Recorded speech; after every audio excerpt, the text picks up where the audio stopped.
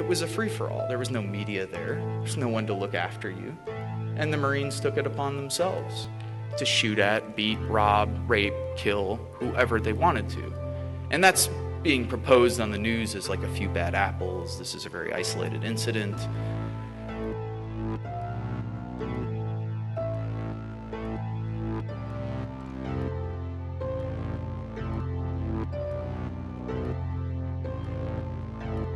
We pretend as though the military is like a jobs program. It's college benefits. You can learn job skills there. Trying to shift the way people have thought about the military. At essence, what the military is, of course, is an institution for death and destruction. So what you're taking is 17, 18, 19-year-old kids. You're putting them through 13 weeks of boot camp training. You're putting them through 8 weeks of school of infantry training. And after those 20 weeks of training, people are ready to kill. And you're ready to kill on command. And that's what you're meant to do. You're meant to be a mindless machine. You follow orders. That's what the military is all about. You don't think for yourself. You don't have agency. You're not a human being. You're a cog in a gigantic machine. And for those who have power and wealth, of course, you're just another number. And for the generals, you're just a body. That's what we used to refer to other Marines as bodies. Like, yeah, we need more bodies here. Get more bodies on the ground, get more boots on the ground. You're not a person, you're a boot. Get more boots on the ground. And what's inherent to that training? Well, people in the Middle East are referred to as sand niggers, hajis, camel jockeys, towel heads, barbarians, terrorists, women, bitches, cunts.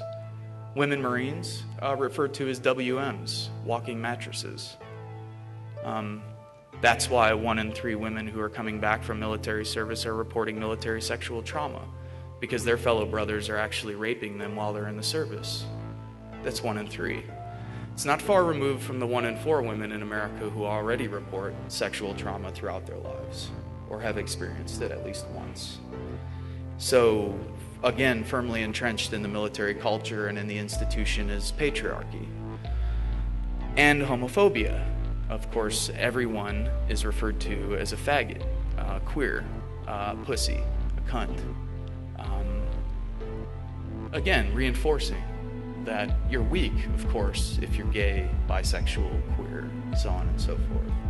All firmly entrenched in the training, all firmly entrenched in the ideology, and all firmly entrenched in the kind of linguistics and the lexicon within the military.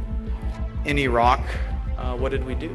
We went on house raids, patrolled, either waited to get blown up by IEDs or mortars, because tactically it's insane. Everybody knows that you cannot win a counterinsurgency war, whatever winning would be.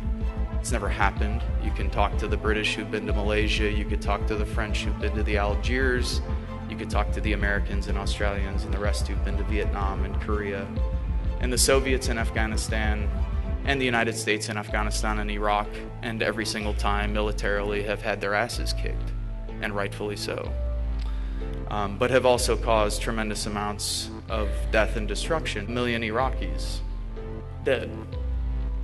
7 million Iraqis displaced within a country of 25 to 30 million people. An entire generation lost. People forget that when there's a war for 10 years, kids don't go to school. You don't develop.